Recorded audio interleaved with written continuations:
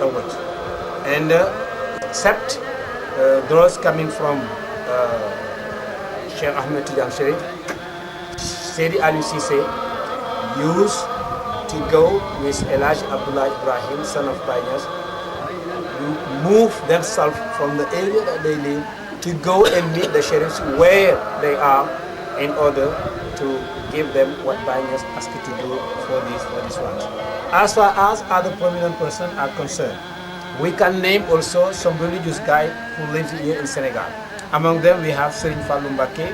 who was a friend of Baye Niass. We can also name Bassirou Mbacké, Serigne Bassirou Mbacké. We can name also the former Caliph of Darou Mousty. There is also Cheikh Mbacké Gaïndé Fatma. We can name also Serigne Habib Sy and Aziz Sy, living in Tivaouane, a religious guy. Then also Ibrahima from Thiénaba. I even told that Ibrahima, I am clarifying the situation. Ibrahima from Thiénaba, the last visit, he is one of the last one to pay Cheikh Ibrahim's visit here in Medina. We have also Mansour Gueye coming from Louga. This one of his visits, he even offered 200,000 sefer at that time as his participation in the building of the mosque. These are the prominent religious guys that Cheikh Ibrahima used to meet here in Medina Baye. waaw leneen liñ ci bëgg a teg mooy lu demee ni que affaire yi médailles yi ñuy takk léegi ak kurus yi ñuy sol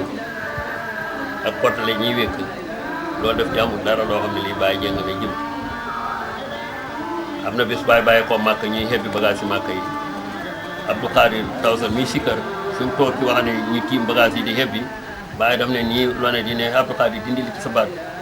fekk kurus gi la ko dindoo Abdou Khadir suñu kurus gi Baye mi ngi médaille fii ci armol Adan Sani moo ko décoré yàlla def na bañ temps buñ hubbi aan ba fekk ba Baye jot ko la muy wax mooy déjà médaille bi de médaille yëpp de neex nañ ma yiñ ma décoré waaye médaille bi ma doomi yonent bi te décoré moo ma gën a neex waaye doo gis mu ko Baye jóg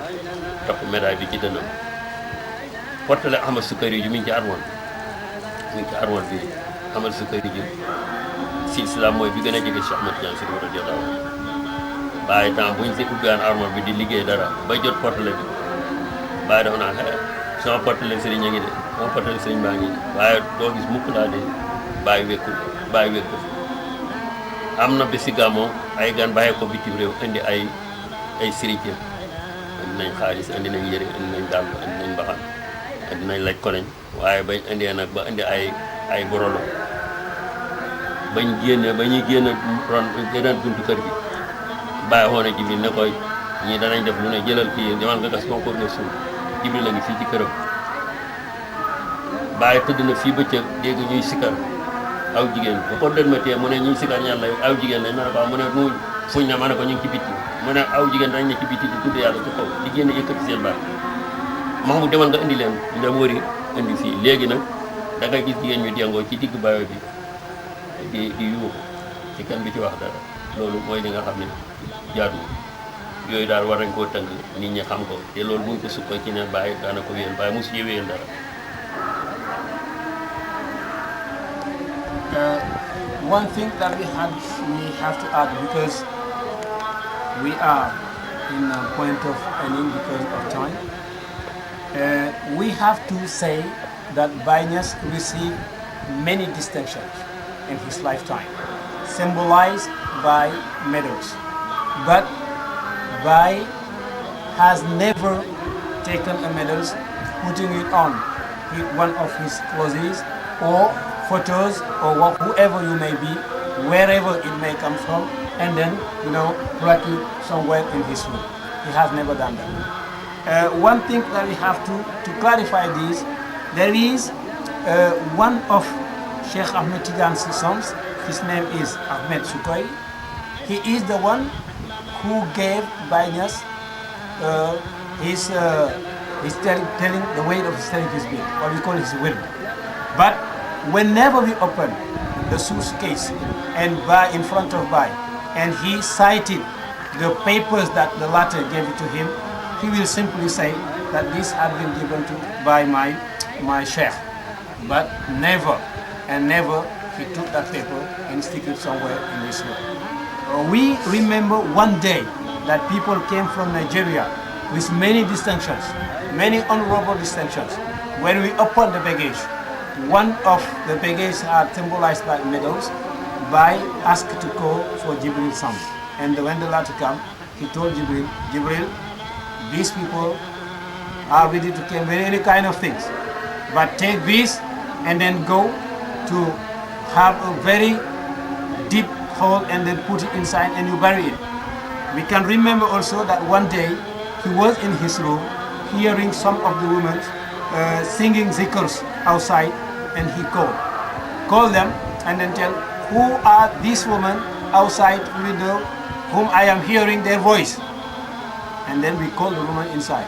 And then this is different from the way now that we see people, women, going everywhere in this city and then singing zikrs. Baye have never done this, he never accepted this. ñu ngi gërëm ñëpp ñu fi toog ci jotaay bi di jiital suñ doom suñ mbokk Omar Cissé ndax jamono bi xat na waaye bañ ko ñaanee pour ñu defal ñu lii bàyyi na léppam di ko teew fii waaye nag defaluñu ko boppam la ko defal ndax nii bi mu nekk mooy nekk Cheikh al Islam El Hadj Ibrahima Niass fii lu fi nit ñaq yàlla fay ko ñu ngi gërëm suñ doom Momath THIAM ndax taxawaayam rafet na ñu ngi topp ci sama yëppal sama këttaloo ko may kii bu ko ñaanal yàlla doole dëgëral taxawaayam ñi nga xam ne moo xamee kabara bi di Baye Bité nga xam ne borom nii bi lañ ko tuddee moom tey bu paree sax moom mooy def li ci def ci feere ñu ngi ñaan yàlla doole dëgëral taxawaayam te barkeel liggéeyam waaw fàttewuñu suñ doom ji toog Mouhamad mi ñuy gàgganti di ko gërëm di ko jotalal ngërëmal kilifaam Malam Isaaxa sama genn wàll la yaa nga xam nga ni mel ñu ngi ko ñaanal yàlla guddal aw fanam barkeel ak njabootam yàlla saxal kóllëre rek yàggal ñu ngi ñaan yàlla itam daje bi yàlla bu mu doon suñu mujj ak jete daje yàlla ay ndaw ngeen yàlla leen yàlla def ngeen di ay mag te yàlla barkeel seen lépp nag seen yëngatoog seen ak dal yàlla may leen njaboot bu barke jubal leen te sàmm leen te xaat leen jotaay bii ñu toog xëyntu mbiram Alaaji Ibrahima mel na ni ak jaamu yàlla ci lañ xëy yàlla ñu yàlla jotal tool bi yëpp te fulandeel ñu ko ci jaay Mustafa sallallahu alayhi wa sallam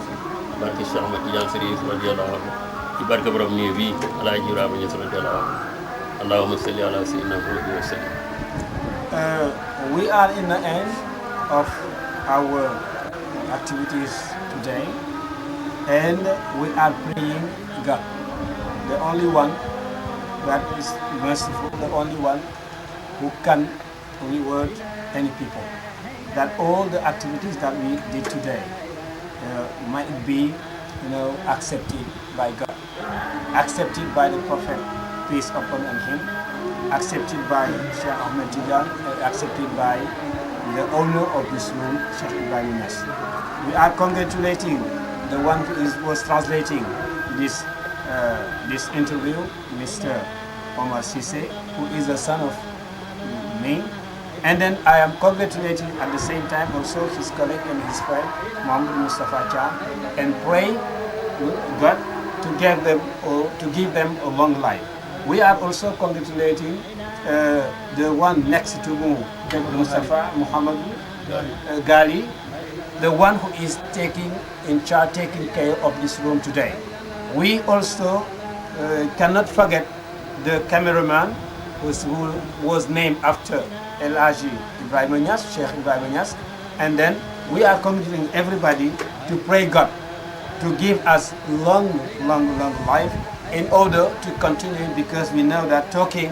about Cheikh Ibrahima Niass is eternally something that people can do. We are asking God to give a long life and to give long life to our father, Hadj Momath THIAM, so that we may continue the work that we are doing with him. Alhamdulillah. Yeah. Kontaan ñu baamtuwaat Fatiha ñetti salaatu Fatiha ñetti loolaa xam ndax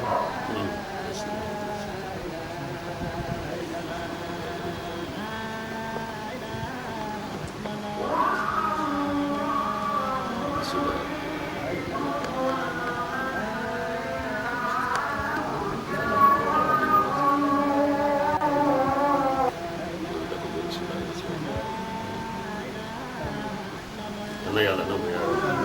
sallallahu alayhi wa sallam Cheikh Ibrahima jërëjëf waaw dëgg gërëm naa kontaan naa. La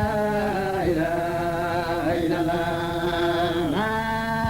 ilaha illallah la ilaha illallah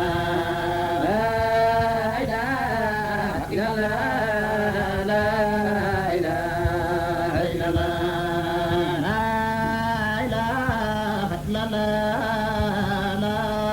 ilaha illallah la ilaha illallah la ilaha illallah la